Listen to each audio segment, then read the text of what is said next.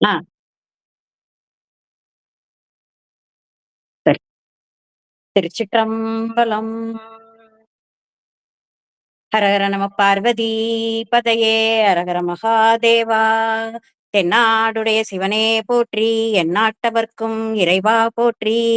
காவாய் கனகத் திரளே போற்றி, கைலை மலையானே போற்றி போற்றி. திருச்சிற்றம்பலம். அருள்மிகு அங்கேயர்க்கண்ணி உடனுரை ஆலவாய் சொக்கநாத பெருமான் மலரடிகள் போற்றி போற்றி. திருச்சிற்றம்பலம். தெளிவு குருவின் திருமேனி காண்டல், தெளிவு குருவின் திருநாமம் செப்பல், தெளிவு குருவின் திருவார்த்தை கேட்டல், தெளிவு குரு உரு சிந்தித்தல் தானே. திருச்சிற்றம்பலம். புலியர்கோன் வெப்பொழித்த புகழியர்கோன் கலல் போற்றி, ஆலிமிசை கல் பிதப்பில் அணைந்த பிரானடி போற்றி, வாலி திருநாவலூர் வந்தொண்டர் பதம் போற்றி, ஊழிமலி திருவாத ஊரர் திருத்தால் போற்றி. வேதநெறி தலை தோங்க மிகு சைவ துறை விளங்க, பூத பரம்பரை பொழிய புனிதவாய் மலர்ந்தழுத சீதவள வயற் புகழி, திருஞான சம்பந்தர் பாதமலர் தலை கொண்டு திருத்தொண்டு பரவுவாம். திருச்சிற்றம்பலம், திருச்சிற்றம்பலம், திருச்சிற்றம்பலம். இறைவனை போற்றி துதித்து அவன் அருள் பெற்ற அடியார்கள் அறப்பணிகளை செய்து உயர்வடைகின்றார்கள், அறப்பணி செய்கின்றார்கள். அந்த அறப்பணியை அரண்பணியாக மாற்றி அந்த பணியை செய்கின்ற திருமதி சாந்தா சண்முகம் அம்மையார் திருவடிகளை வணங்கி மகிழ்கின்றேன். அம்மையாரின் பணி நாளும் வளர சொக்கநாத பெருமானை வணங்கி வேண்டுகின்றேன். திருமுறைகளை நாளும் சிந்திக்கின்ற அடியார்களையும், திருமுறை பெருமைகளை நாளும் கேட்கின்ற அடியார்களையும் வணங்கி மகிழ்கின்றேன். என்னுடைய மனம் வலிமாய்க்கால் முக்கரணங்களால் வழிபாடு செய்கின்றேன். திருச்சிற்றம்பலம். இன்று திருஞான சம்பந்த பெருமானின் 2ஆம் திருமுறையில் 110வது திருப்பதிகத்தை சிந்திக்கும் வாய்ப்பு அடியேனுக்கு திருவருளாலும் குருவருளாலும் கிட்டியது. செல்வ நெடுமாடம் சென்று சேன் ஓங்கி, செல்வ மது தோய செல்வம் உயர்கின்ற, செல்வல் வாழ்த்தில்லை சிற்றம்பலம் மேய, செல்வன் கலல் ஏத்தும் செல்வம் செல்வமே. செல்வன் கலல் ஏத்தும் செல்வம் செல்வமே. அவனுடைய திருவருளை, அவனுடைய கலலை, அவனுடைய பாதத்தை போற்றுவதுதான் உயர்ந்த செல்வம், ஞான செல்வம் என்று ஞான சம்பந்த பெருமான் காட்டுகின்றார். அதுபோல இப்போது எனக்கு கொடுக்கப்பட்ட இந்த திருமுறையிலும் இறைவனுடைய திருவருளை, இறைவனுடைய திருவழியை போற்றி வழிபட்டால் நாம் பாவங்களிலிருந்து உய்யலாம் என்று ஞான சம்பந்த பெருமான் காட்டுகின்றார். இந்த வடகரை மாந்துறையில் உறையும் இறைவனை தொழுது ஏத்தி பாடுமின் ஆடுமின், இப்படி செய்தால் கூற்றுவன் உன்னை வந்து அணுக மாட்டான், கூற்றுவன் வரவே மாட்டான் என்று ஞான சம்பந்த பெருமான் அறுதியிட்டு கூறுகின்றார். இந்த மாந்துறையின் பெருமையை கூடுகின்றார். ஞான சம்பந்த பெருமான் 5வது தல யாத்திரையாக பல தலங்களுக்கு செல்லுகின்றார். அப்போது ஒரு பகுதியாக திருவையாறு தலம் செல்லும் போது அருகிலுள்ள பெரும்புலியூர், நெய்த்தானம், மலபாடி, கானூர், அன்பில் ஆலந்துறை, மாந்துறை ஆகிய தலங்களுக்கு சென்றார் என்று பெரிய புராணத்தில் காட்டப்படுகின்றது. சேக்கிழார் பெருமான் காட்டுகின்றார். அதிலும் குறிப்பாக இந்த மாந்துறையை வடகரை மாந்துறை என்று பெரிய புராணத்தில் சேக்கிழார் பெருமான் காட்டுகின்றார். எப்படி? சடைமுடியார் பலபதிகள் பணிந்து பாடி மதகரட உரித்தார், வடகரை மாந்துறை அணைந்தார் மணிநூல் மார்பர். இந்த மாந்துறை தலம் திருச்சியில் இருந்து லால்குடி செல்லுகின்ற வழியில் அமைந்துள்ளது. மாந்துறை என்றால் மாமரங்கள் அடர்ந்து இருந்த காலம், மாமரங்கள் அடர்ந்து காணப்பட்ட தலமாக இருந்ததால் மாந்துரை என்று பெயர் வந்ததாக கூறுகின்றார்கள். இறைவன் பெயர் ஆம்ரவணநாதர், துரைநாதர். இதை வைத்தே சொல்லிவிடலாம் அது மாந்துரை என்பதை. மாங்க மாங் மாங் மரங்கள் அடர்ந்து காணப்பட்ட தலம். அதனால் இறைவன் பெயர் ஆம்ரவணநாதர், மாந்துரைநாதர். இறைவியின் பெயர் அழகம்மை, பாலாம்பிகை. மாந்துரையில் எழுந்தருளி இருக்கும் இறைவனை வழிபட முற்பிறவி மற்றும் இப்பிறவியின் கர்மவினை நீங்கும் என்று கூறுகின்றார்கள். அதை எப்படி கூறுகின்றார்கள் தெரியுமா? கரையும் துறையும் சேர கர்ம வினைகள் பொடியாகும் என்பது ஒரு வாக்கு. அதாவது புனிதமான துறை இந்த மாந்துரை. இந்த மாந்துரை தலத்தை சேர இறைவனை பணிய, இந்த மாந்துரையில் உரைகின்ற எம்பெருமானை வழிபட கரை, அதாவது பாவம், இந்த கர்ம வினைகள் நீங்கும் என்று காட்டுகின்றார். புனித தலமான இந்த மாந்துரை தலத்தில் இறைவனை சரணடைவதன் மூலம் நீண்ட கால கர்ம வினைகள் நீக்கிவிடும் என்று அறுதியாக கூறுகின்ற கருத்து ஒன்று கூறப்படுகின்றது. இப்படிப்பட்ட இந்த மாந்துரை தலத்தின் பெயர் காரணம் முதலே பார்த்தோம். மரங்கள் அடர்ந்த காடு அப்படின்ட்டு. அந்த காட்டில் பல விதமான மிருகங்கள் வாழ்கின்றன. அதில் ஆணும் பெண்ணுமாக 2 மான்கள் தங்கள் 2 குட்டிகளுடன் வாசித்து வருகின்றன. ஒரு நாள் விளையாடி கொண்டிருந்த போது ஒரு வேடுவன் அங்கு வருகின்றான். அவன் அந்த 2 மான்களையும், ஆண்மானையும் பெண்மானையும் அம்பெய்து கொன்று எடுத்து சென்று விடுகின்றான். அந்த குட்டிகள் 2ம் தவிக்கின்றன, தவித்து போகின்றன. உணவு கிடைக்கவில்லை, பசியால் வாடுகின்றன, தாய் தந்தையரை தேடுகின்றன. இதை கண்டு அங்கு வந்த மிருகண்டு முனிவரின் மாணவர்கள், சீடர்கள் முனிவரிடம் சென்று இந்த மான்களை பற்றி கூறுகின்றவன் அதை கேட்டவுடன் மிருகண்டு முனிவர் எம்பிரானை துதிக்கின்றார், சிவபெருமானை வேண்டுகின்றார். கனிந்த உள்ளம், கேட்டவர்க்கு கேட்டதெல்லாம் அருள்கின்ற எம்பெருமானோ பார்வதி தேவியுடன் அந்த காட்டிற்கு வருகின்றார்கள். மான் உருவம் தரித்து வருகின்றார்கள். மான் குட்டிகளிடம் செல்கின்றார். பசியால் வாடிக்கொண்டிருந்த அந்த குட்டி மானுக்கு பார்வதி தேவியார் பால் புகட்டுகின்றார். தந்தை வடிவில் வந்த சிவனோ அதனை ஆற்றுப்படுத்துகின்றார். அப்போது சிவ அபச்சாரம் செய்த காரணத்தினால் மானாக பிறந்த முனிவர் சிவன் பார்வதி தரிசனம் பெறுகின்றார். அந்த ஈசன் காட்சி கொடுத்ததால் அந்த குட்டி மானாது சாபத்தில் இருந்து விடுபட்டு மீண்டும் மகரிஷியாக மாறுகின்றது. அந்த மகரிஷி இறைவனை வணங்குகின்றார், போற்றுகின்றார், துதிக்கின்றார். பின்பு விண்ணப்பமும் வைக்கின்றார்.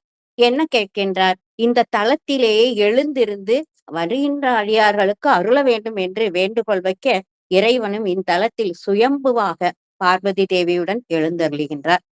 அப்போ மாமரங்கள் மிகுந்த தலமாக இருந்ததால் மாந்துரை. அடுத்து மானுக்கு அருள் புரிந்த தலம் என்பதால் மாந்துரை. இப்படி 2 காரணத்தினாலும் மாந்துரை என்ற பெயர் வழங்கப்பட்டது இந்த தலத்திற்கு. இந்த தலத்தை வழிபட்டு பலன் பெற்றவர்கள் எத்தனை பேர்? நிறைய பேர். அதனாலதான் ஞானசம்பந்த பெருமான் சொல்றாரு, இவ்வளவு பேர் பலன் பெற்றிருக்காங்க, அடியார்களே நீங்களும் பெற்றுக்கொள்ளுங்கள் என்று கூறுகின்றார். எப்படி?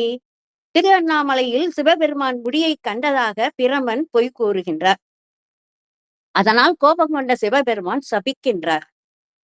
மீண்டும் எம்பெருமானே கருணையுடன் அந்த சாபத்திற்கு பரிகாரம் கூறுகின்றார். என்ன சொல்லுகின்றார்? மாந்துரையில் உள்ள இறைவனை வழிபட, இந்த மாந்துரையில் இருக்கின்ற சிவபெருமானை வழிபட உன் சாபம் நீங்கும் என்று கூறுகின்றார். அதனால் பிரம்மன் இந்த தலத்திற்கு வருகின்றார். வந்து காயத்ரி தேவியை வணங்கி வழிபட்டு நீர் வேண்டுகின்றார். தண்ணீர் பெருகச் செய்து அது காயத்திரி தீர்த்தமாகின்றது. அந்த தீர்த்தத்தில் இருந்து நீராடி லிங்க திருமேனிக்கு அபிஷேக ஆராதனைகள் செய்து சாப விமோச்சனம் பெற்றார் பிரம்மன். இப்படி சாப விமோச்சனம் பெற்ற தலம் மாந்துரை.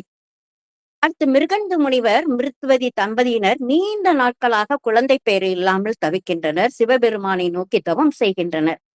அப்படி தவம் செய்து இறைவனிடம் சிறிது காலம் வாழ்ந்தாலும் நல்ல பிள்ளையாக வேண்டும் என்று வேண்ட மார்க்கண்டேயர் 16 வயது நிரம்பியமா அவ்வளவுதான் அப்படின்னு இறைவன் அருளுகின்றார். மார்க்கண்டேயன் அறிந்து கொள்ளுகின்றார் தனது ஆயுள் 16 வயது வரை என்பதையே தெரிந்து கொண்டு எம்பெருமானை வணங்கினால் என்ன வேணாலும் கிடைக்கும் தெரிந்து கொண்டு எம்பெருமானை வணங்கி பல தலங்களுக்கும் சென்று பூஜை செய்கின்றார். அப்படி அந்த சிவப்பிஞ்சு கால் பதித்த தலம் இந்த மாந்துரை. அதன் இப்போ அடுத்து விஸ்வகர்மாவின் மகள் சமுக்கியா தேவி. அந்த சமுக்கியா தேவி சூரிய பகவானை திருமணம் செய்து கொள்ளுகின்றார். யார் முன்னால? மும்மூர்த்திகள், முப்பெருந்தேவியர், தேவர்கள், இப்படி அனைவரின் முன்னாலும் திருமணம் செய்து கொள்ளுகின்றார்கள். சூரிய தேவனும் சமுக்கியா தேவியும் இருவரும் அன்போடுதான் வாழ்கின்றார்கள். ஆனால் அந்த சமுக்கியா தேவிக்கு சூரிய பகவானுடைய வெப்பத்தை தாங்க முடியவில்லை. அந்த கதிரவனின் வெப்பம் தாங்க முடியாத காரணத்தினால், தாங்க முடியாத நிலையில் தனது நிழலில் இருந்து தன்னை போன்ற ஒரு உருவத்தை செய்து, அந்த உருவத்திற்கு சாயா தேவி என்ற பெயரிட்டு சூரிய பகவானின் மனைவியாக வாழ்ந்து அவருக்கு உதவியாக இருக்கும்படி பணிக்கின்றார். பணித்துவிட்டு தன் தந்தை இல்லத்திற்கு செல்லுகின்றார். எங்கு? விஸ்வகர்மாவிடம். விஸ்வகர்மாவோ தன் மகளுக்கு எடுத்து சொல்லுகின்றார். சூரிய பகவானிடமே திருப்பி செல்லும்படி கூறுகின்றார். விஸ்வகர்மா கூறுவதை சமுக்கியா தேவி ஏற்றுக்கொள்ளவில்லை. ஆனால் தன்னையும் தன் தந்தை ஏற்றுக்கொள்ளவில்லையே என்று சமுக்கியா தேவி வருந்துகிறாள். வருந்தி அங்கிருந்து புறப்பட்டு இந்த மாந்துரை தலத்திற்கு வருகின்றார். எப்படி வருகின்றார்? குதிரை வடிவம் எடுத்து வருகின்றார். வந்து இந்த தலத்தில் தனது கணவரின் உக்கிரம் குறையவும், அந்த சூரியனது வெப்பத்தை தாங்கிக் கொள்ளுகின்ற சக்தியை தனக்கு அருளுமாறு சிவபெருமானிடம், மாந்துரை பெருமானிடம் வேண்டுகிறார். அதை விஸ்வகர்மாவின் மூலமாக சமுக்கியா தேவியை பற்றி தெரிந்து சூரிய பகவானும் தனது உக்கிரத்தை குறைக்கின்றார். இந்த தலத்திற்கு, மாந்துரை தலத்திற்கு சூரிய பகவான் வருகின்றார். வந்து சிவபெருமானை வழிபட்டு சமுக்கியா தேவியுடன் சேருகின்றார்கள். இங்க இருக்கிற நவகிரக தலத்துல சூரிய பகவான் சமுக்கியா தேவி மற்றும் சாயா தேவியுடன் தம்பதி சமேதராய் காட்சி கொடுக்கின்றார்கள்.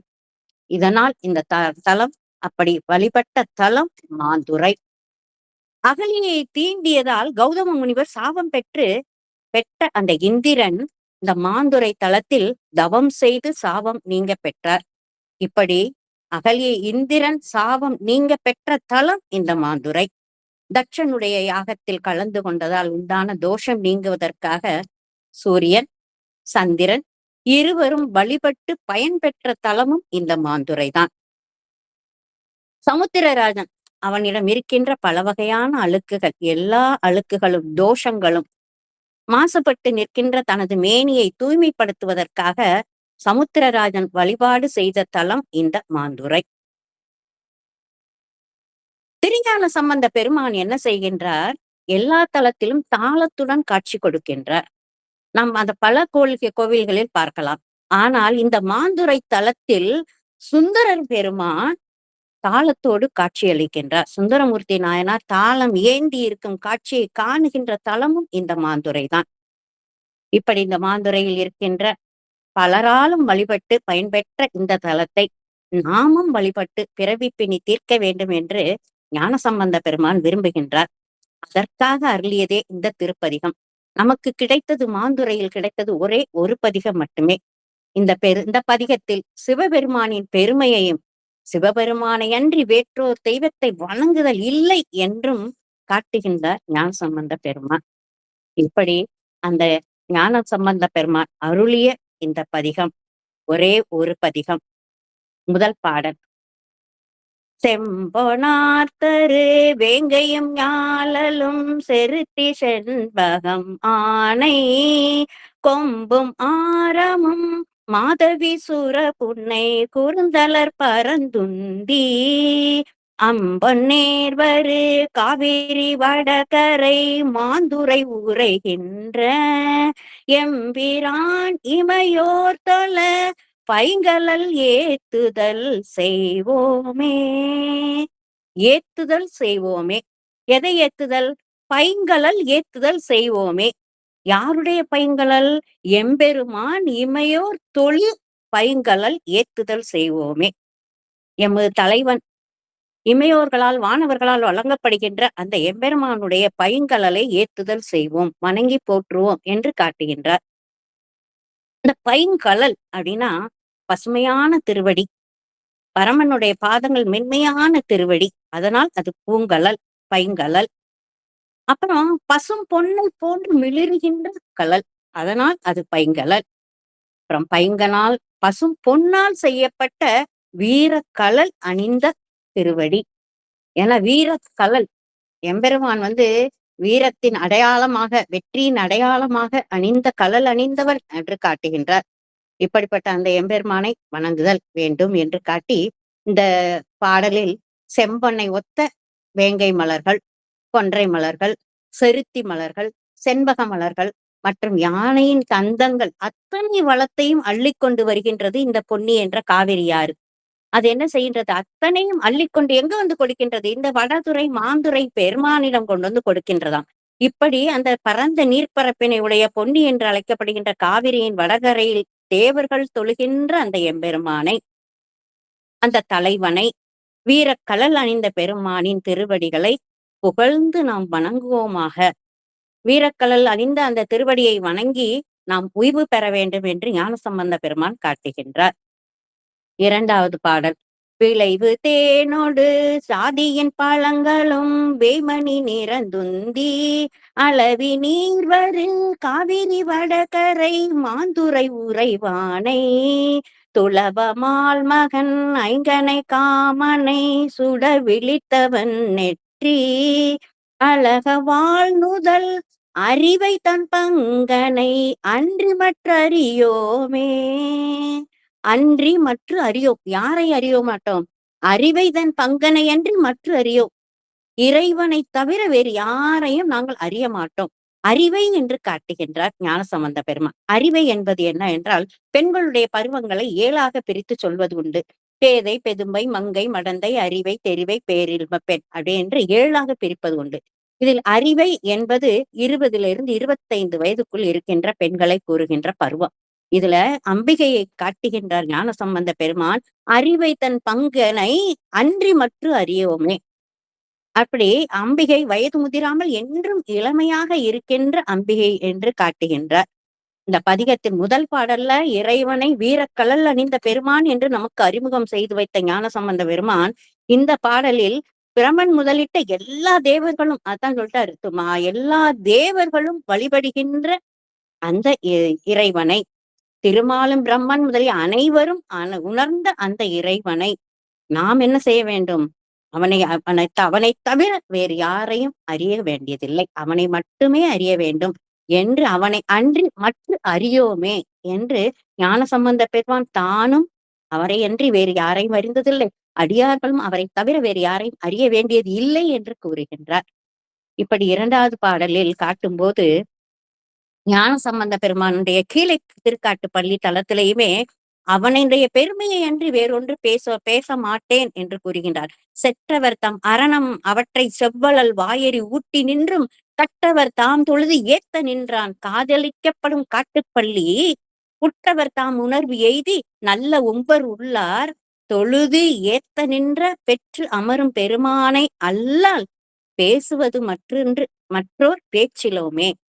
அவனுடைய பெருமையை தவிர வேறு எதுவும் பேசுவதற்கு இல்லை என்று காட்டுகின்றார். இந்த கீழை திருக்காட்டு பள்ளி தளத்தில் ஞானசம்பந்த பெருமான் பெருமானை தவிர்த்து வேற எந்த பேச்சினையும் பேசேன் என்று சொல்லிட்டு அவனை சார்ந்தவர்கள் அனைவரும் அடியார்கள் அத்தனை பேரும் அவனை தவிர அவனின் புகழை தவிர வேறு எதனையும் நாம் பேசாமல் இருக்க வேண்டும் என்றும் கூறுகின்றார். பெருமானை குறித்த ஞானம்தான் எதுக்கு உதவும்? நாம் வீடு பேறு அடைவதற்கு உரியும். ஞானத்தை அடைவதற்கு வழி என்னது? நம்முடைய மல பரிபாகம் அடைய வேண்டும். அந்த மல பரிபாகம் அடைவதற்கு என்ன வேண்டும் என்றால் இந்த ஞான வேட்கை இருக்க வேண்டும். ஞான வேட்கை இருக்கும் போதுதான் நமது ஆணவ மலம் குறைகின்றது, தடுக்கப்படுகின்றது. இந்த உண்மையான மெய்ப்பொருள் குறித்து அறிந்து கொள்ள உயிர்கள் என்ன செய்ய வேண்டும்? அந்த ஆணவ மலத்தை நீக்க வேண்டும். இறைவன் அதுக்காக தான் என்ன கொடுத்திருக்காரு? கண்மம், மாயை எல்லாவற்றையும் கொடுத்து உதவுவதற்காக கொடுத்து இருக்கின்றான். இதன் மூலமாக நம் பல வினைகளை நீக்கி இந்த இருவினை ஒப்பு நிலையை அடைந்து படிப்படியாக ஆணவ மலத்தினை குறைத்து அதன் வலிமையை குறைத்து மலபரிபாகம் அடைந்த உயிர்கள் என்ன செய்யும்? மெய்ஞானம் பெறும். இந்த மெய்ஞானம் பெற்றவர்களால் என்ன செய்வார்கள்? இந்த மானிட பிறவியில் இறைவனை தவிர வேறு ஒருவரை பற்றியும் பேச மாட்டார்கள் என்று காட்டுகின்றார். இந்த திருக்காட்டு பள்ளியில மலபரிபாகம் அடைந்த மெய்ஞானம் கைவரப்பெற்ற சான்றோர்கள் பெருமான் புகழினை மட்டுமே பேசுவார்கள். அதுதான் அல்லால் பெருமானை அல்லால் பேசுவது மற்றோர் பேச்சு இலமே. அத தவிர மற்றொரு பேச்சு கிடையாது அப்படின்னு சொல்லி, எம்பெருமானை தவிர வேறு பேச்சுக்கள் பேசுவது வீண் என்று காட்டுகின்றார். முதல் பாடல்ல இறைவனுடைய வீரக்கழல் அணிந்தவன் என்று காட்டினார். 2வது பாடல்ல அவனைத் தவிர வேறு ஒன்றையும் நான் அறிய மாட்டேன் என்று காட்டி, 3வது பாடலில் காட்டுகின்றார். கோடு தேன் சொரி குன்றிடை பூகமும் கூந்தலின் குலைவாரி ஓடு நீர்வரு காவிரி வடகரை மாந்துரை ஊரை நம்பன் வாடினார் தலையில் பழி கொள்பவன் வானவர் மகிழ்ந்தேத்தும் கெடிலமணியை தொழல் அல்லது கெழுமுதல் அறியோமே.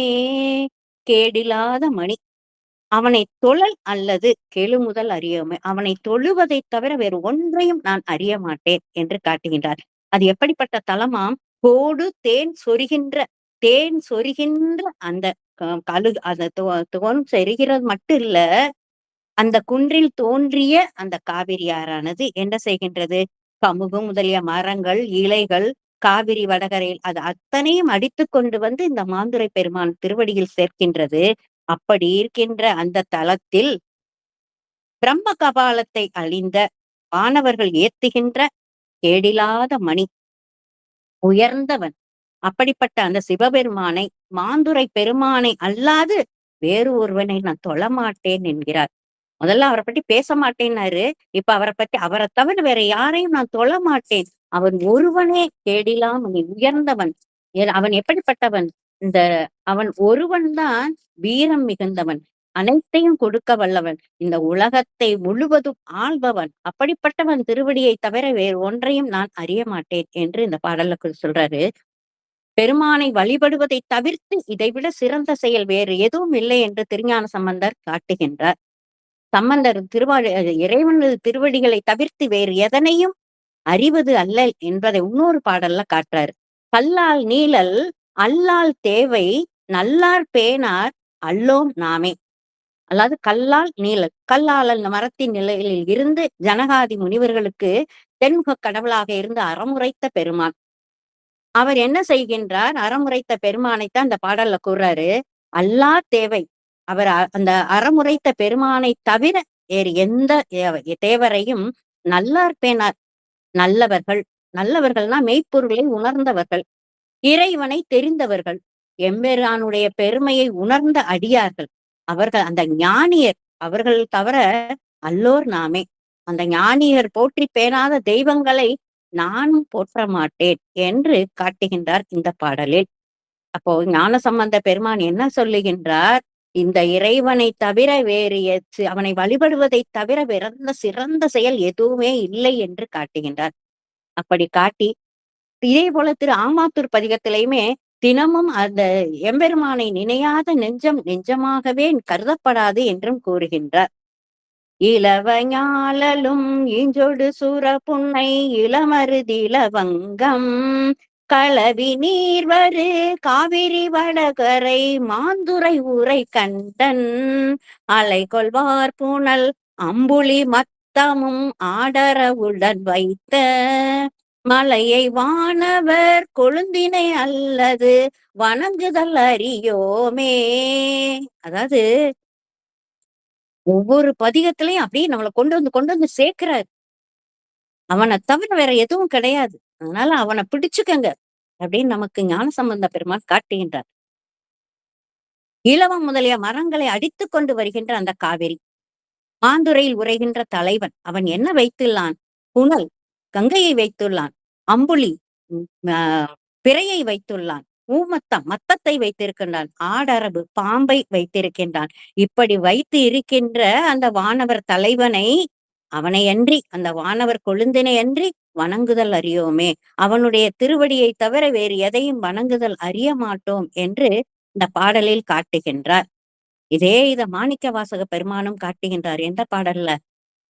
திருவாசகத்தில் வாலாப்பத்தில் காட்டுகின்றார். பங்கு பழுதில் தொல் புகழால் பங்கனி அல்லால் பற்று நான் மற்றிலேன் கண்டாய் செழுமதி அணிந்தாய் சிவபுரத்தரசே திருப்பெருந்துறை உரை சிவனே தொழுவனோ பிறரை துதிப்பனோ எனக்கோர் துணை என நினைவனோ சொல்லாய் மழவிடையானே வாழ்கிலேன் கண்டாய் வருகை என்று அருள் புரியாயே என்று இந்த பதிகத்தில் பெருமானை அன்றி வேறு யாரையும் துணையாக கருத மாட்டேன் என்று மாணிக்கவாசக பெருமான் காட்டுகின்றார்.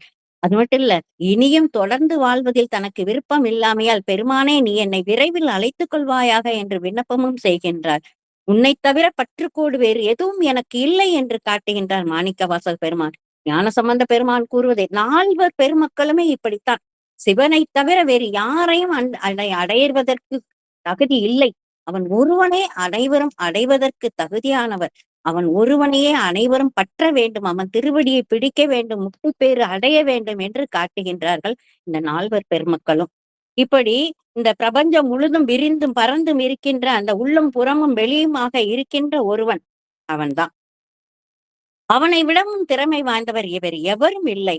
அதனால பெருமானே உன்னிடம் முறையிடுகின்றேன் என்றுதான் இந்த பாரோடு விண்ணாய் பரந்தையும் பரனே பற்று நான் மற்றிலேன் கண்டாய் சீரொடு பொலிவாய் சிவபுரத்தரசே திருப்பெருந்துறை உரை சிவனே ஆரோடு நோக்கேன் ஆர்க்கெடுத்துரைக்கேன் ஆண்டனி அருள் இல்லையானால் வார்க்கடல் உலகில் வாழ்கிலேன் கண்டாய் வருகை என்ற அருள் புரியாயே என்று இந்த பதியத்தில் இறைவனை தவிர வேறு ஒருவரையும் ஆட்கொள்வதற்கு இல்லை. அவன் ஒருவனே நம்மை ஆட்கொள்ள வல்லவன். அவன் திருவடியே நமக்கு உறுதிப்பேறு தரவல்லது என்று ஞானசம்பந்த பெருமான் கூறியது போலே மாணிக்கவாசக பெருமானும் கூறுகின்றார்.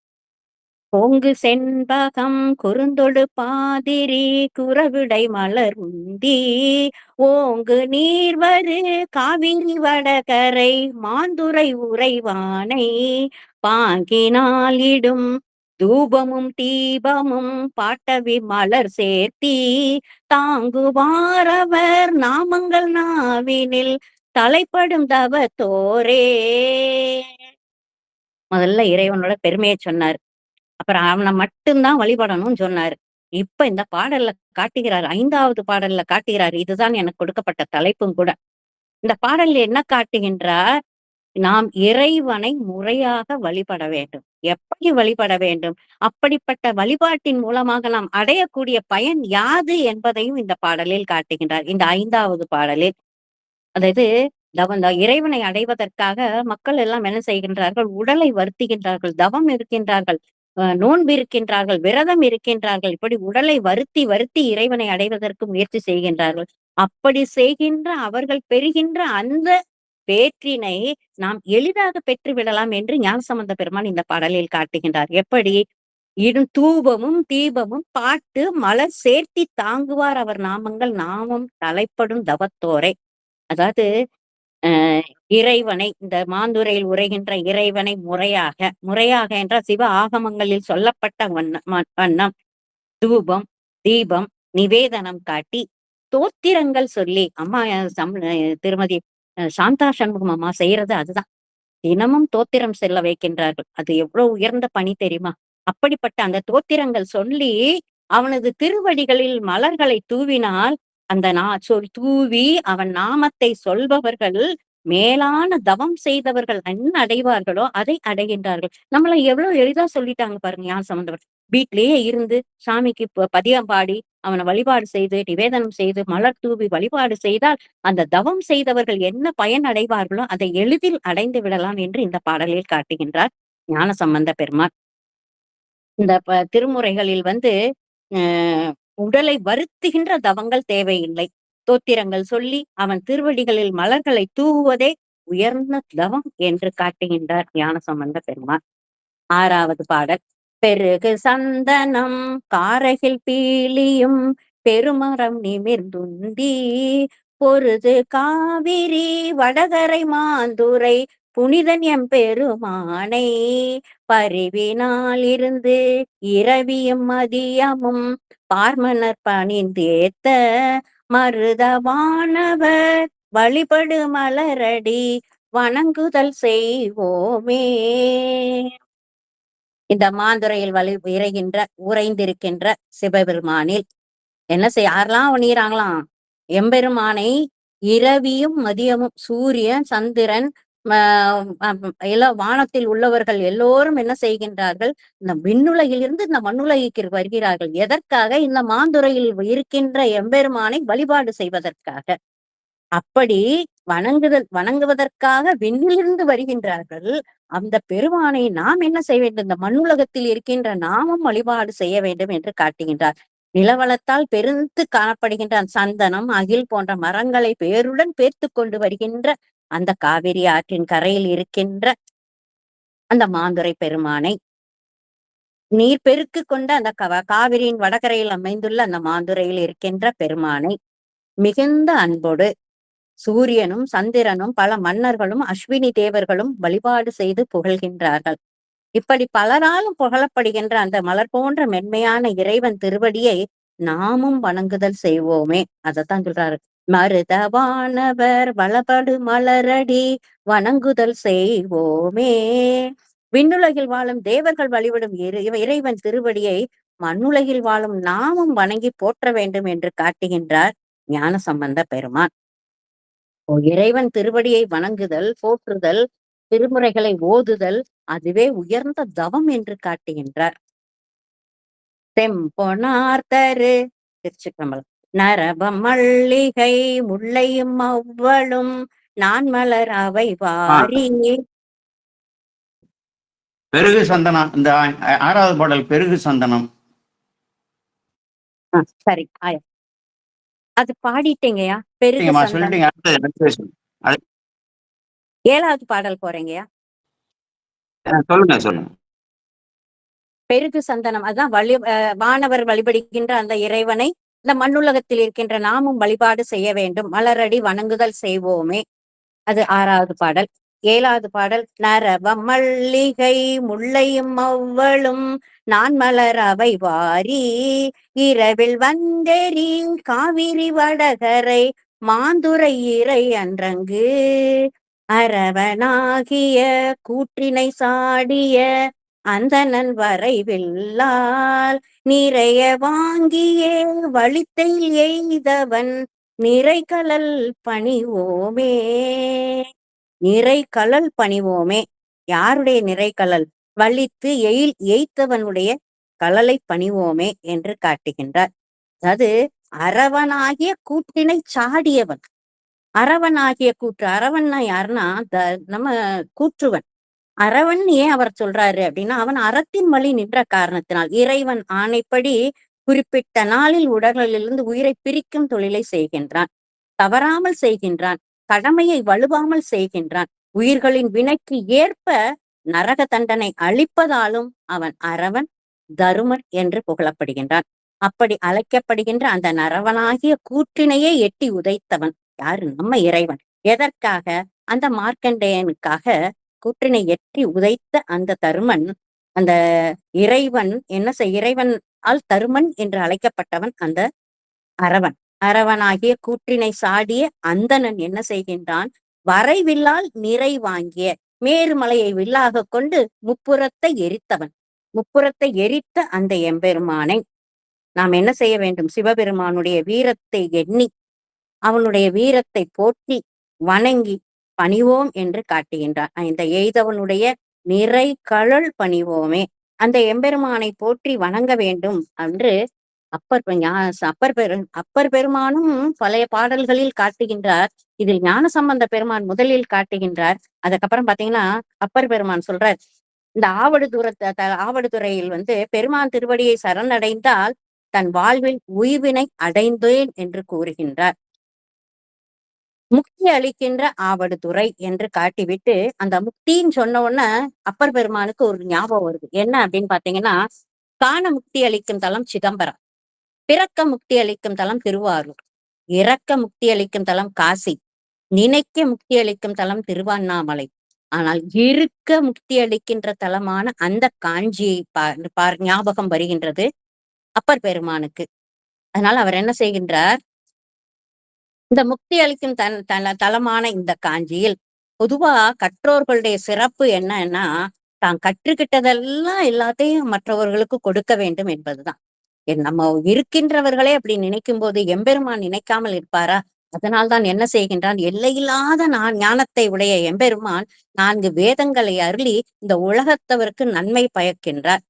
அதை வேதத்தை கொடுத்தபோது அதை அறிய முடியாமல் தவித்த அந்த ஜனகாதி முனிவர்களுக்கு அந்த 4வருக்கும் தெளிவான உபதேசத்தையும் அருள்கின்றார் எம்பெருமான்.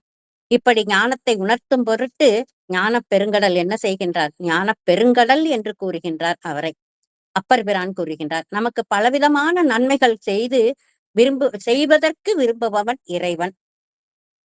அப்படி நன்மைக்கு இருப்பிடமாக இருக்கின்ற அந்த இறைவன் முக்தி அளிக்கும் இந்த காஞ்சிமா தலத்தில் ஏகம்பனாக உறைந்திருக்கின்றான்.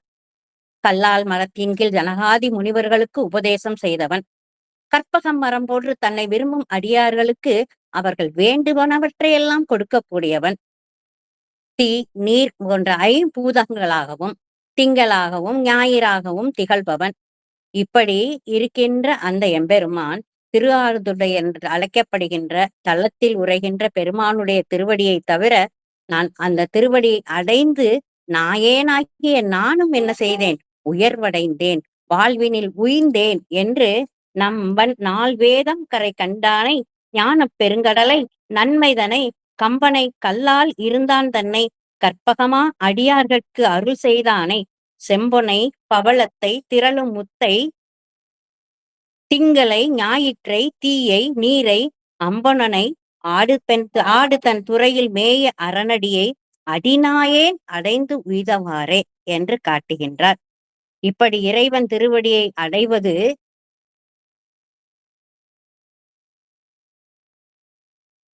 இப்படி இறைவன் திருவடியை தான் அடைந்து உய்தேன் என்று அப்பர் பெருமான் காட்டுகின்றார்.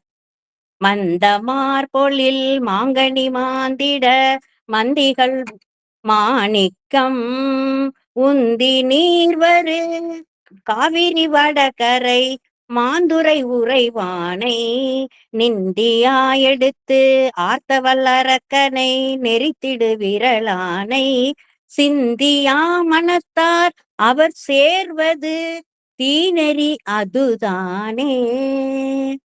எம்பிராமனை நினைப்பவர்கள் எல்லாம் உய்வடைந்து விடுகின்றார்கள். நினையாதவர்கள் என்ன செய்கின்றார்கள், தீ நெறியை சார்கின்றார்கள். அப்ப சொன்னா தானே தெரியும், தீ சுடும் சுடும் சொன்னா புரியாது, அந்த தொட்டாதான் சுடும் தெரியும். அதனால அதை சொன்னாங்க முதல்ல. இப்ப என்ன சாமி சொல்றாரு, அந்த தீ நெறி அதாவது இறைவனை அடையாதவர்கள் தீ நெறியை சேர்ந்தவர்களாக ஆகிவிடுகிறார்கள். அதனால நீ தீ நெறிக்கு போகாத, நன்னெறியிலே இருந்து விடு, இறைவனை நினை என்று காட்டுகிறார். ஒரு நெகட்டிவா சொல்றப்ப அதுல பாசிட்டிவா வரணுங்கிறதான கருத்து. அதான் அந்த பாடல்ல சிந்தியா மனத்தார் அவர் சேர்வது தீ நெறி அதுதானே என்று காட்டினார். இப்போ ராவணன் என்ன செய்தான், இறைவனின் பெருமையை உணராதவன். அதனால என்ன செஞ்சான், கைலைக்கு செல்லும் போது இந்த புட்பக விமானத்தில் செல்லுகின்றான். கைலை மலையை தடங்களா நிக்குது. உடனே என்ன செய்யலாம், அந்த மலையை பெயர்த்து வேறொரு இடத்தில் வைத்துவிட்டு தன் பயணத்தை தொடர நினைக்கின்றான். அப்போது தேர்ப்பாகன் கூட சொல்லுகின்றான், என்ன மலையின் பெருமையை காட்டி அரக்கன் ராவணன் கைலை மலையை மதித்து வலம் வந்தால் இறைவன் அருளுவான் என்று கூறுகின்றான். ஆனா அதெல்லாம் அப்படின்னு ராமாயண காவியமே கூறுகின்றது. ஆனால் அரக்கனோ, ராவணன் என்ன செய்கின்றான், கைலை மலையினை துச்சமாக நினைக்கின்றான். அதனை பேர்த்தி எடுப்பதற்கு முயற்சி செய்கின்றான். இந்த செய்கையினால் என்ன ஆகின்றது, இந்த இந்த இந்த செய்கையைத்தான் இந்த பாடலில் ஞானசம்பந்த பெருமான் காட்டுகின்றார். நிந்தியா சிந்தியா, சிந்தனை செய்யாத தீநெறி. தீநெறி எதற்கு இதுன்னா, தீநெறி நரகம் செல்வதற்குத்தான் வழிவகுக்கும். அது அப்படிப்பட்ட செயலாகும். தீநெறியில நின்னா என்ன ஆகும், நரகத்துக்கு தான் செல்ல முடியும். இந்த பாடல்ல இறைவனை பற்றி சிந்தனை செய்யாது வாழும் மனிதர்கள் தீய நெறியை சென்று அடைவார்கள் என்று ஞானசம்பந்த பெருமான் கூறுகின்றார். அப்ப பெருமானை சிந்தியாத மனிதர்கள் தீநெறி சென்று சேர்வார்கள் என்று கூறுவதன் மூலமாக எதிர்மறை கருத்தாக என்ன செல்லப்படுகிறது, இறைவனை சிந்திக்கும் அது மனிதர்கள் நன்னெறியில் சேர்வார்கள் என்று ஞானசம்பந்த பெருமான் காட்டுகின்றார். இப்படி நமக்கு அறிவுரை கூறுகின்றார். தீநெறியில சேராம நன்னெறியில் சேர்ந்தால் இறைவனை அடைந்து விடலாம் என்று அறிவுரை கூறுகின்றார் இந்த பாடலிலே. அப்பர் பிரானின் தாண்டக பாடல்களையுமே இந்த திருவேலி மழலையில் அருளிய பாடல்களிலுமே திருவேலி மழலையானை சேராதார் தீ நெறிக்கே சேர்க்கின்றார் என்றும் காட்டுகின்றார். சேயானை திருவேலி மழலை யானை சேராதார் தீ நெறிக்கே சேர்கின்றாரே என்று காட்டுகின்றார். அப்ப தீ நெறிக்கன் சேர்கின்றார். அந்த பெருமானை சிந்தியாதவர்கள் எல்லாம் சிந்திக்காத மனிதர்கள் தீ நெறியில் சேர்கின்றார்கள் என்று வருந்திய அப்பர் பிரான் திரு நாகேச்சரத்து பதியத்தில் பாடும்போது நன்னெறிக்கண் சேரார், அதாவது பெருமானை சேராதார், பெருமானை பத்தி சேராதவங்க என்ன நினைக்க நன்னெறிக்கே போக மாட்டாங்க. அதுல ஆப்போசிட்டா சொல்லிட்டு இத பாசிட்டிவா சொல்றாங்க. அவனை சேர்ந்தா நன்னெறிக்கு போயிடலாம், சேரலையா தீநெறிக்கு போகலாம், அதனால அவனை சேருங்கள் என்று காட்டுகின்றார். நீலமாமணி நித்தில தொத்தொடு நிறைமலர் நிறந்துந்தி ஆலியாவரு காவிரி வடகரை மாந்துரை உறைவானை மாலும் நான்முகனும் தேடியும் காண்கிலா மலரடியினை நாளும் கோலம் ஏத்தி நின்று ஆடுமின் பாடுமின் கூற்றுவன் அழியானே. கூற்றுவனை வரமாட்டான். எப்போ? பாடுமின் ஆடுமின். எப்படி பாடணும் ஆடணும்? அந்த நான்முகன் தேடியும் காண முடியாத அந்த மலரடியை நாளும் கோலம் ஏத்தி நின்று பாடுவார். அவனுடைய திருவடியை பெருமையை போற்றி நின்று பாடுங்கள், ஆடுங்கள். என்ன கிடைக்கும்? கூற்றுவன் நம்மை சேரமாட்டான் என்று இந்த 9வது பாடத்தில் காட்டுகின்றார். இறைவன் திருவடிகளை காணாமல் போன அந்த திருமாலும் பிரம்மாவும் அவர்கள் என்ன செய்கின்றார்கள்?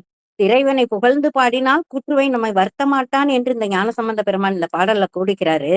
அதனால என்ன ஆகும்? நரக வேதனையிலிருந்து தப்பிக்கலாம், மீண்டும் பிறவி பிறவி பிறவி என்ற அந்த நரக வேதனையிலிருந்து தப்பிக்கலாம் என்று உணர்த்துகின்றார். இதே மாதிரிதான் சுந்தரர் பெருமானும் ஒரு பாடல்ல காட்டுகிறார்.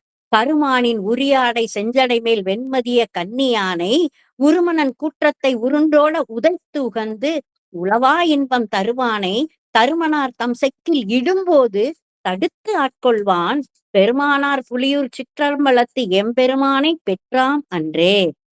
உலகத்துல பெறுவது பெரிய செல்வம் என்னது? எம்பெருமான் தான். அவனுடைய திருவடியை பெறுவதை தவிர வேறு ஒன்றும் உயர்ந்தது இல்லை என்று காட்டுகின்றார். மார்க்கண்டேயன் உயிரை கவர கூற்றுவன் வந்தபோது அவனை உதைத்தவன், அடியார்களை செக்கிலிட்டு ஆட்டும் போது காத்தவன், தடுத்து ஆட்கொள்ளுபவன் எம்பெருமான். அதனால இந்த பாடல்ல என்ன தண்டனையை தடுத்து ஆட்கொள்ளக்கூடிய அந்த இறைவன் திருவடியை பெற்றுவிட்டால், நாம் பெற்றுவிட்டோம்னா அந்த உலகத்துல அதை தவிர உயர்ந்தது வேறு எதுவும் இல்லை என்று சுந்தரர் பெருமான் காட்டுகின்றார். இதே போலவே திருஞான சம்பந்தர் தனது அடியார்களை ஏமனை நெருங்காத வண்ணம் பாதுகாப்பார் என்று இந்த பாடலில் காட்டுகின்றார். அவனுடைய கோலத்தை நாளும் ஏத்தி நின்று ஆடுமின் பாடுமின் கூற்றுவன் அழியானே. எப்படி ஆட வேண்டும் பாட வேண்டும் என்று சொல்லுகின்றார். இந்த நீல மணிகளையும் முத்துக்களையும் கொண்டு சேர்க்கின்ற அந்த காவிரி வடகரையில் எழுந்தறியிருக்கின்ற பெருமான், அந்த இறைவன் திருவடிகளையும் முடியையும் பிரம்மன் தேடி காணாத அந்த எம்பெருமானை திருநீறு அணிந்து, அதான் அந்த கோலம் கொண்டு, என்ன கோலம்? திருநீறு அணிந்து, உருத்திராக்கம் அணிந்து தரித்து, அவன் நாமத்தை சொல்லி வணங்கி ஆடியும் பாடியும் புகழ்ந்து பாடும் அடியார்களை கூற்றுவன் நெருங்க மாட்டான், கூற்றுவன் வருத்த மாட்டான். அப்ப இறப்பு இல்லைன்னு அர்த்தமா? இல்ல, இறைவன் நான் திருவடியில் வைத்துக் கொள்ளுவான் என்பது உண்மை. அப்படி அவனை புகழ்ந்து பாடும் அடியார்களை கூற்றுவன் நலியானே என்று காட்டுகின்றார். நின்று உணும் சமன் தேரரும் நிலையிலர் நெடுங்கலை நரவேலம் நன்று மாங்கனி கதலியின் பழங்களும் நாணலின் உறைவாரி ஒன்றி நேர்வரு காவிரி வடக ஒரு காலம் அன்றி உள்ளழிந்து எழும் பரிசலகிது அது அவர்க்கு இடமாமே. அதாவது வடகுரை மாந்துரையில இருக்கின்ற எம்பெருமானை ஒரு காலம் அன்றி, ஒரு நாள் நினைச்சேன், ஒரு நாள் போயிட்டு வந்தேன், ஒரு நாள் பார்த்தேன், அப்படி இல்ல. என்ன செய்யணும்? உள் அழிந்து எழும் பரிசு அழகிது அவர்க்கு இடமாமே. உள்ளம் உருகி, உள்ளம் கசிந்து, நெஞ்சம் உருகி அவன் நாமத்தை சொல்லி அவனை உணர்ந்து பாடினால் என்னது பரமானந்த நிலையை அடையலாம் என்று இந்த பாடலில் காட்டுகின்றார். அவன் எப்படிப்பட்டவன்? நின்றும் சமன் தேரரும் நிலையில, இந்த சமணர்களும் பௌத்தர்களும் அறியாத, அவர்கள் என்ன செய்கின்றார்கள்? இந்த எம்பெருமானுடைய பெருமையை அறியாதவர்கள். அப்படி அறியாத அவர்களை விட்டு இந்த நீர்பெருக்குடன் வருகின்ற காவிரி வடகரையில் அமைந்துள்ள மாந்துரை தலத்தில் உரைகின்ற பெருமானை ஒரு சமயம் மட்டுமில்ல, எப்போதும் நினைந்து நெஞ்சம் உருகி வழிபடும் தன்மை கொண்ட அடியார்களை பரமானந்த நிலையை அடைவார்கள். திருமாந்துரை இறைவனை வழிபட எக்காலத்தும் நெஞ்சுருகி வழிபட பரமானந்தம், மேல் சிவானந்தம், பேரானந்தம் அப்படிப்பட்ட நிலையை எம்பெருமான் கொடுப்பார் என்று ஞானசம்பந்த பெருமான் இங்கு காட்டுகின்றார். கரைவளம் கவர் காவிரி வடகரை மாந்துரை உறைவானை திரபுரம் பதி உடையவன் கவுனியன் செழுமறை நிறை நாவன் அறவெனும் பணி வல்லவன் ஞான சம்பந்தன் அன்புரு மாலை பரவிடும் தொழில் வல்லவ அல்லலும் பாவமும் இலர்த்தாமே. அல்லலும் பாவமும் இல்ல. அல்லல்னா துன்பம், பாவம், நாம் செய்கின்ற செயலுக்கேற்ற பாவம் எதுவும் இல்ல. பாவம் இல்லைன்னா என்ன அர்த்தம்? புண்ணியம் மட்டும்தான் இருக்கு. அப்ப அவன் திருவடியை பற்றி கொண்டால் பாவத்தை நீக்கி விடுவான், நம்மளுடைய பாவம் துன்பத்தையும் நீக்கி விடுவான் என்று இந்த பாடலில் யார் சொல்றா? சிரபுரம் பதி உடையவன். இந்த வடகரை மாந்துரையில் உரைகின்ற எம்பெருமானை சிரபுரம் பதி உடையவன், சிரபுரம் என்று சொல்லப்படுகின்ற அந்த சீர்காழி தலத்தில் தோன்றியவன், சீர்காழி தலத்தில் சார்ந்தவன். அடுத்து கவுனியர் செழுமறை நிறை நாவன், கவுனியர் கோத்திரத்தில் பிறந்தவன். அவன் யாரு? நம்ம சம்பந்த பெருமான். அவன் என்ன செய்தான்? நிறை நாவன், செழுமறை நிறை நாவன். அவன் 4 வேதங்களையும் நிறைந்த நாவினை உடையவன். அவன் பெருமானை வழிபட்டு வாழ்வில் உய்வினை அடைவீர்கள் என்று உயிர்களை, அதுதான் அந்த ஒரு வார்த்தை, அறவெனும் பணி வல்லவன். அறவெனும் பணி வல்லவன்னா அவன் உயிர்களுக்கு காட்டுகின்றான். ஞானசம்பந்த பெருமான் வழி காட்டுகின்றார். என்ன வழி காட்டுகின்றார்? இந்த உயிர்களை நல்வழிப்படுத்துவதற்காக இந்த தேவார திருப்பதியத்தை கொடுத்து உய்வினை அடைய செய்கின்ற அந்த சம்பந்த பெருமான் இறைவன்பால் அன்பு கொண்டு பாடிய இந்த 10 பாதியங்களையும் பாடுபவர்கள் துன்பத்திற்கு காரணமாக உள்ள பாவங்களும் நீங்க பெற்று இன்பமாக வாழ்வார்கள் என்று காட்டுகின்றார். அதாவது ஞானசம்பந்த பெருமான் ஒரு ஆச்சாரியர் இல்லையா? அதனால குருவாக நின்று நமக்கு உபதேசம் செய்வதாக கூட இதை கொள்ளலாம். என்ன கொள்ளலாம்? இந்த பரவிடும் தொழில் வல்லவ அல்லலும் பாவம் இலர்த்தாமே. நம்மளுடைய பாவத்தையும் துன்பத்தையும் நீக்க வல்லவன் இந்த திருமாந்துரையில் உரைகின்ற பெருமான் ஒருவனே என்று இந்த பாடலில் காட்டுகின்றார்.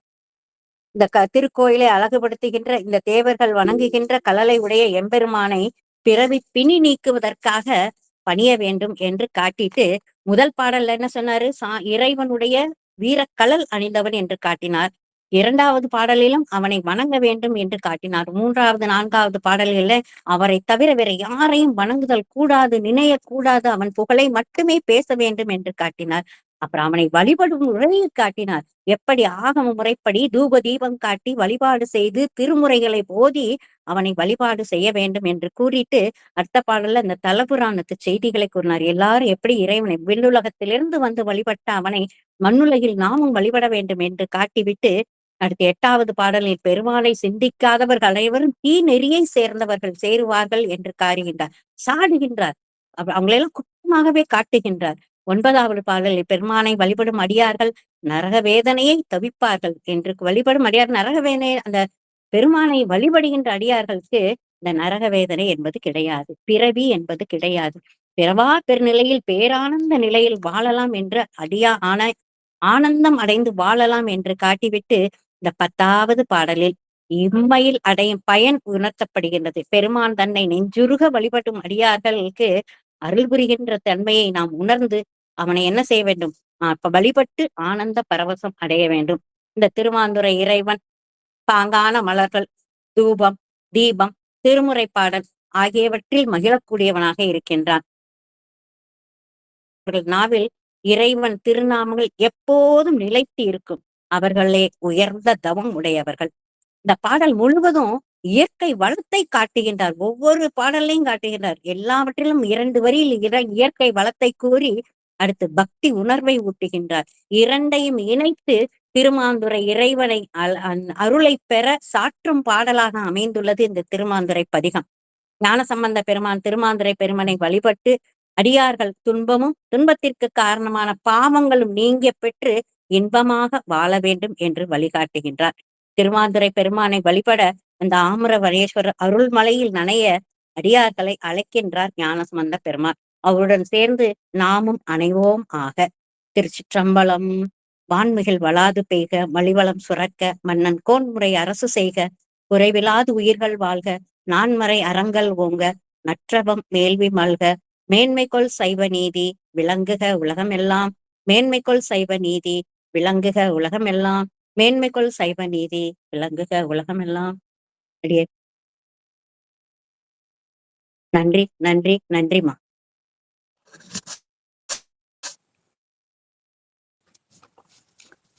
சிவ சிவ. மிக சிறந்த ஒரு முன்னோட்டம். அதாவது இந்த புராணங்களை பற்றி அரிய பல செய்திகளை எல்லாம் கூறினீர்கள்.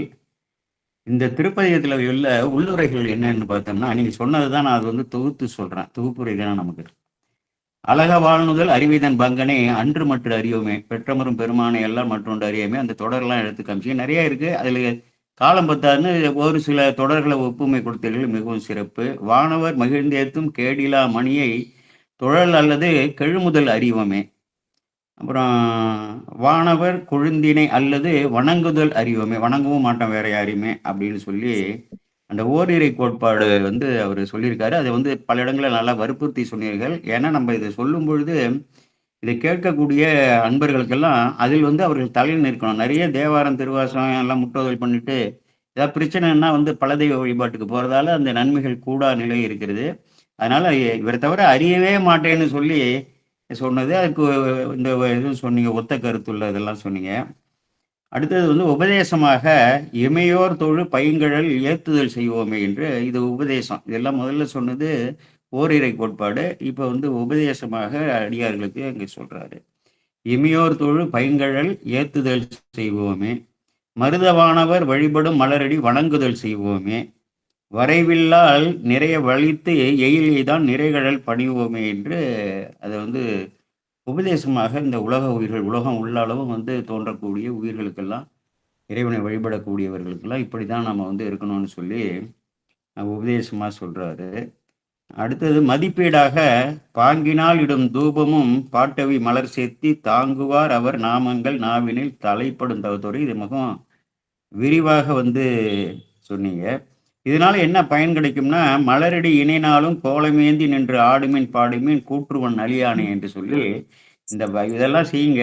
இதுக்காக என்ன செய்ய உங்களுக்கு பயன் கிடைக்கும்னா, கூற்றுவன் அழியானேன்னு சொல்லி, கூற்றுவனுக்கு ஆட்சியல்ல இல்லை, அடியார்களை பொறுத்து இறை வழிபாடு ஓரிரை தலைப்பாடுல நிற்கக்கூடியவர்களுக்கு. அப்புறம் எச்சரிக்கையாக சொல்றாரு, சிந்தியா மனத்தார் அவர் சேர்வது தீநெறி அதுதானே என்று சொல்லி அதற்கு எதிர்மறை கருத்து சொன்னீங்க. அப்போ சேர்பவர்களுக்கு தீமை வராது, நன்னெறியில் செலுத்துவார் என்று அதற்கான தொடர்கள்லாம் சிறப்பாக எடுத்து சொன்னீங்க.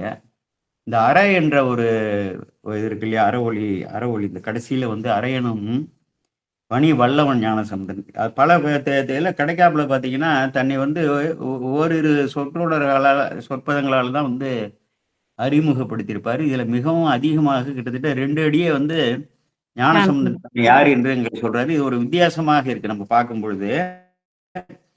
சிரபுரம் பதி உடையவன், என்னுடைய ஊர் அது, என்னுடைய குலம் கவுனியன், நான் என்ன செஞ்சிட்டு இருக்கேன், செழுமறை நிறை, நான் எப்பொழுதுமே வேதங்களையே ஓதி கொண்டு இருக்கக்கூடியவன். அரையனும் பணியாளர்னா அரகர மகாதேவா அரகர மகாதேவா என்று சொல்லி இறைவனை எப்பொழுதுமே போற்றுதல் செய்யக்கூடியவன். அப்புறம் யார் என் பேர் என்னன்னா ஞானசம்பந்தன்னு சொல்லி இப்படி இது ஒரு வித்தியாசமாக இருக்கிறது. இந்த அறங்கிறது ரொம்ப முக்கியம். நமக்கெல்லாம் சொல்றது கிடையாது. எங்கேயாவது உங்க கூட்டத்தில் போனோம்னா அரகர மகாதேவாம்பாங்க, அப்படி சொல்லுவான். இவன் சில பேர் என்ன பண்ணிக்கிட்டு இருப்பான், அது வடமொழின்னு நினச்சிக்கிட்டு அதை சொல்லக்கூட மாட்டாங்க. அது விதி இல்லாதவர்களை சொல்ல முடியாது. நிறைய இடங்கள்ல பீடது மணிமாட பிரம்மபுரத்து அரரே என்று சொல்லி காடது அணிகலம் என்று தொடங்கக்கூடிய அந்த மாற்று இருக்கு இல்லையா, சொல் மாற்றி வரக்கூடிய அந்த பதியத்துல பீடது மணிமாட பிரம்மபுரத்து அரரே என்பது ஞானசம்பந்தர் வாக்கு. அடுத்தது கூற்றம் வாய்ந்த குளிர்புன் சடை அரற்கு ஏற்றம் கோயில் கண்டீர் இளங்கோயில் என்று திருமியை சொல்ல உள்ள இளங்கோயில பாடும்போது அப்பர் பெருமான் அங்கே பாடியிருக்காரு.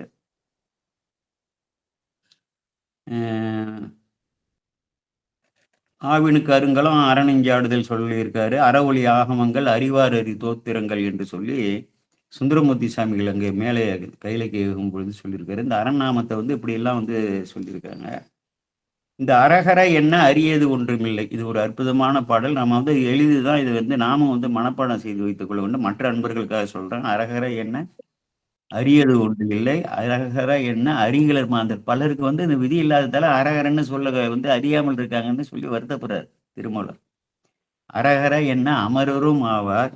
அரகர என்ன அரும் பிறப்பன்று என்று சொல்லி, இந்த அரகர என்ற நாமத்தால என்னன்னா இந்த பிறப்பே அற்று போய்விடும்னு சொல்லி, இந்த அரண் தான் அரணுடைய பெயரை தான் நான் அரகரன்னு சொல்றேன். அரகரன்னு சொல்வது அரணாகிய பெருமானுடைய திருநாமத்தை தான் நம்ம வந்து சொல்றோம். அதுதான் அங்க வந்து சொல்றாரு.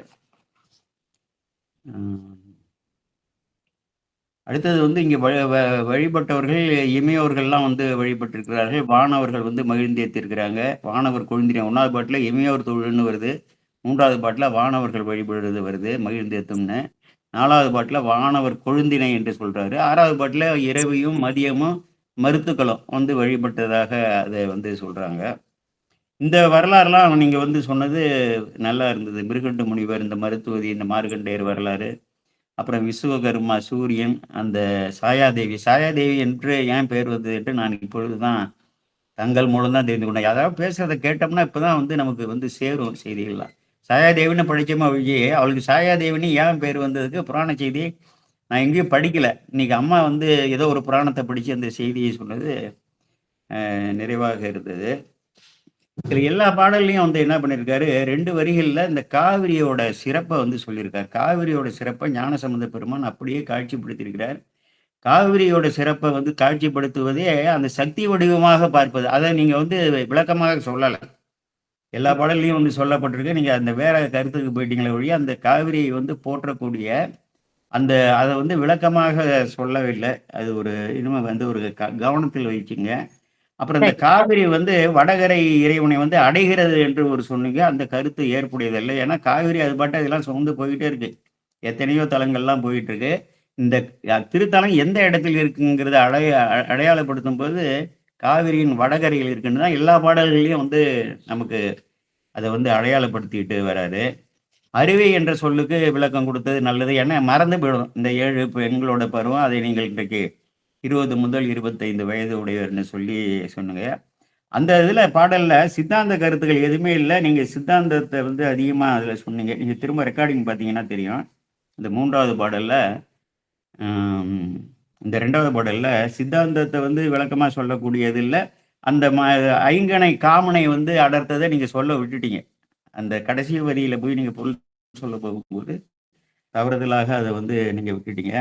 அப்புறம் 3வது பாடல்ல பலி கொள்ளுதல் இருக்கு இல்லையா பெருமான், அதை நீங்க வந்து விளக்கம் சொல்லலை. அதை தொடலை. நீங்க திரும்ப அந்த ரெக்கார்டிங்லாம் பார்த்தீங்கன்னா தெரியும், பார்த்துங்க. அது என்ன எதிர்காலத்துக்காக நான் சொல்றேன். எதிர்காலத்தில் நீங்க தொடர்ந்து சொல்லும்போது நன்றாக மற்ற உங்கள் பிரசன்டேஷன்லாம் நீங்கள் இங்கே வந்து படைத்தல்லாம் நல்ல முறையில் இருக்கு. எதுவுமே விடுதல் இன்றி சொல்லணும். நான் வந்து இன்னைக்கு வந்து உங்கள்கிட்ட பதிவு கேட்க வரேன்னா அதுல வந்து ஒரு சொற்பதமா இருக்கட்டும், ஒரு தொடரா இருக்கட்டும், ஒரு அடியாக இருக்கட்டும், வரின்னு சொல்லக்கூடாது, அடின்னு தான் சொல்லணும் இருக்கணும். அதுக்கு வந்து பொருள் தெரியாம நான் போகக்கூடாது. அது தெரிஞ்சுக்கிறது தான் உங்கள்கிட்ட வரேன் இல்லையா? அதனால எதுவுமே விடுதல் இன்றி சொல்ல வேண்டும். நான் ஒரு நட்பு முறையில தான் இதை வந்து நான் எடுத்து சொல்லிக்கிறேன். கலைவி என்ற ஒரு சொல் வருது பாருங்க, இலவங்கம், கலைவி நீர்வர்னா கலந்து ஒரு ஒண்ணு பொருள். அதெல்லாம் நீங்க சொல்லலை. இப்போ வந்து நமக்கு எங்களுக்கு வந்து என்னடா அந்த இடத்துல ஒரு சொல் வருதுன்னு அப்படி நாங்கள் நினைப்போம். அப்புறம் வந்து இதுல வந்து பாத்தீங்கன்னா தலைக்கோலத்தை வந்து சிறப்பா சொல்றாரு. அலைகோல், வார்புணல், அம்புலி, மத்தமும், ஆதரவு. இந்த இதெல்லாம் வந்து இறைவன் என்னென்ன தலையில வச்சிருக்கிறாரு, மற்றதெல்லாம் வந்து அவருடைய வீரட்டங்களை, இந்த செயல்களை எல்லாம் சொல்றாரு, கருணையெல்லாம். இதே போல இடங்கள்ல என்ன சொல்றாருன்னா பெருமானுடைய தலைக்கோலம். ஏன்னா இறைவனுடைய திருவுருவம், அவருடைய அணிந்திருக்கக்கூடிய அணிமணிகள், ஆடைகள், ஆயுதங்கள், பாதாதிகேசம் அவருடைய திருவுருவத்தை உள்ளத்திலே வந்து நம்ம வந்து கல்போல் செதுக்கி விட்டாலே நமக்காக எடுத்து வந்த திருக்கோலம் தானே. நமக்கு எதாலையும் வந்து கேடு வராதுன்னு தானே வேறு தோழிப்பங்கன்னு சொல்றாரு. அதனால அதெல்லாம் நம்ம வந்து கொஞ்சம் எப்படி காட்சிப்படுத்தணும். இறைவன் இந்த இடத்துல வந்து எப்படியே வந்து காட்சியை பார்க்குறாரு ஞானசமுந்தர் அப்படின்னு சொல்லி. அடுத்தது 6வது பாடல்ல அந்த மலரடி ரொம்ப அற்புதமாக வந்து அதை நன்றாக விளக்குனீங்க. தாங்கினால் இடும் தீபமும் தூபமும் பாட்ட விமல சேர்த்தி தாங்குவார் அவர் நாமங்கள் நாவிடும் தலைப்படுந்தவர். இறைவனுடைய திருநாமத்தை நம்ம வந்து சொல்லணும்னு நினைச்சா கூட சொல்ல முடியாம பல இடையூறு எல்லோரும் வந்து அனுபவப்பட்டிருப்பீங்க. நானும் வந்து அனுபவப்பட்டு வேறு வேறு இடையூறுகள் வேணும்னே எல்லாம் வரும். நமக்கு பக்குவம் வர வரையிலும் அந்த திரோதான சக்தி. இதெல்லாம் நம்ம பண்ணுனோம்னா, இந்த வழிபாடுகளை வந்து இந்த கிரியைகள் எல்லாம் செஞ்சோம்னா, அது வந்து தொடர்ந்து அந்த திருநாமம் சொல்லக்கூடிய பயிற்சி வரும். அந்த இது வந்து அவர்களுக்கு அந்த அந்த தவம் செய்தவர்கள் தான் அத வந்து அடைய முடியுங்கிறத அற்புதமாக அங்க வந்து சொல்லியிருக்காரு. இந்த அரவன் என்று அதற்கு நன்றாக சிறப்பாக சொல்லி அந்த யமதர்மன் வந்து அவர் தர்மத்தையே கடைபிடிக்கக்கூடியவர்.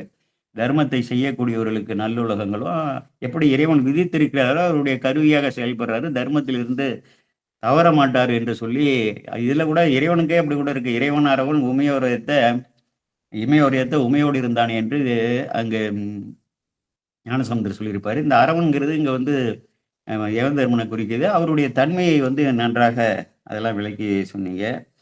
இந்த இடத்துல காஞ்சியும் வேதம் அருளியது இந்த இந்த பதியத்துக்கு வந்து இந்த பாடலுக்கு தொடர்பு இல்ல. அந்த 6வது பாடலுக்கு 6வதுன்னா இது ஆமா. 7வது பாடல்களுக்கு காஞ்சி வேதம் அருளியது அப்பர் சொன்னது அந்த கருத்தெல்லாம் சொன்னீங்க. அது வந்து இதுல இங்கே உள்ள அதுக்கு ஒரு தொடர்பு இல்லாம இருந்தது. அது என்னன்னு பார்த்துங்க. அடுத்தது 8வது பாடல் அந்த இந்த சிந்தியா மனத்தை அது அருமையாக சொன்னீங்க. சிந்தியா மனத்தார் அவர் சேருவது தீநெறி அது அப்படின்னு சொல்லிட்டு யார் சிந்திக்கிறார்களோ அவருக்கு நன்மை விளையும்னு அந்த எதிர்மறை கருத்துக்களும் அந்த திருநாகேஸ்வரம் திரு வீழிமலையில உள்ள அந்த தொடர்கள்லாம் இப்படிப்பட்ட ஒப்பிடக்கூடிய தொடர்கள் தான் இவர்களெல்லாம் நம்ம கேட்கக்கூடியவர்களுக்கு மற்ற திருமுறைகளை எல்லாம் படிக்க வேண்டும் என்ற ஆர்வத்தை உண்டாக்கும். அதெல்லாம் வந்து ஒரு ஆதாரமாக இங்கே எடுத்து சொன்னீங்க. மிகவும் நன்றாக இருந்தது.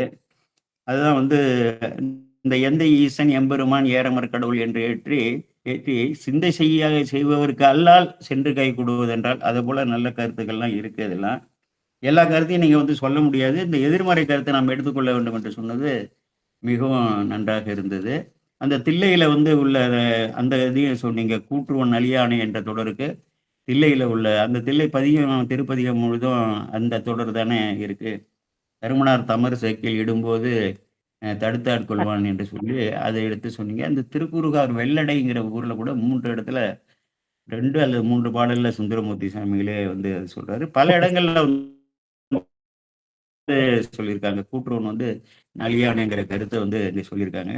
அதனால எப்பொழுதுமே இறைவனுடைய திருவடியை ஏற்றி ஆடியும் பாடியும் வழிபட வல்லவர்கள்ட்ட கூற்றுவன் நலியானை என்று சொன்னா அந்த ஓரிரை கோட்பாடு இது ஒட்டுமொத்தமாக பார்க்க வேண்டும். ஒரு பாடல்ல உள்ள தனி கருத்தை மட்டும் பார்க்கக்கூடாது. அந்த ஓரிரை கோட்பாட்டுல தலை நின்றார்கள் என்றாலே அங்கு கூற்றுவனுக்கு வேலை இல்லை. அது வந்து வரமாட்டேங்குது பலருக்கு. அதுதான் நம்ம வந்து எடுத்துக்கொள்ள வேண்டும்.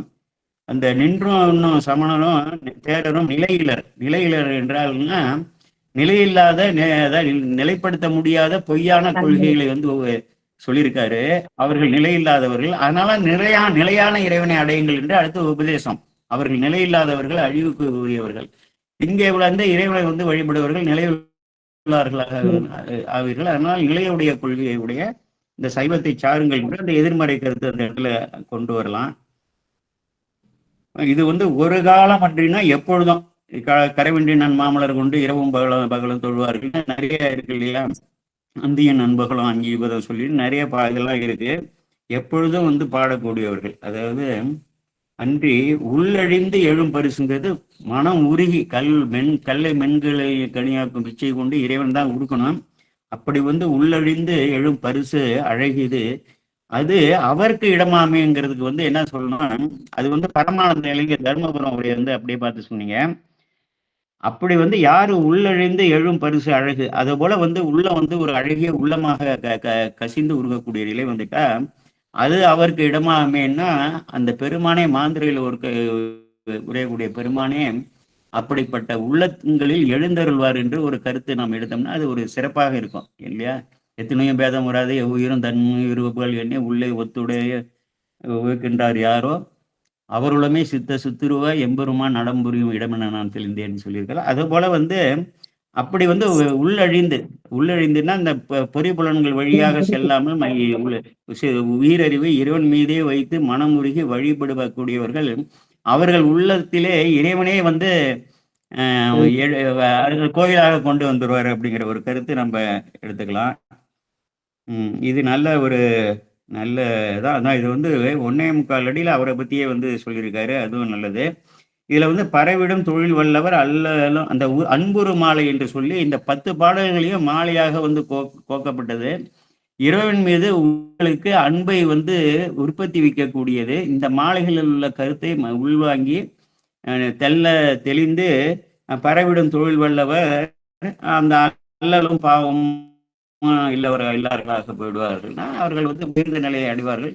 இறைவன் அன்பு காலாயிட்ட நம்ம வந்து எதையுமே அடைய வேண்டிய அவசியமே இல்லை என்று சொல்லி இருக்கு. அதனால ஒன்றும் இல்லைம்மா, நான் இப்போ வந்து சொல்றது இதோட நோக்கம் என்னன்னா, இப்போ நம்ம இவர் கூட ஒரு ஐயா அன்னைக்கு சொன்னாங்க, முதல்ல இந்த பாழை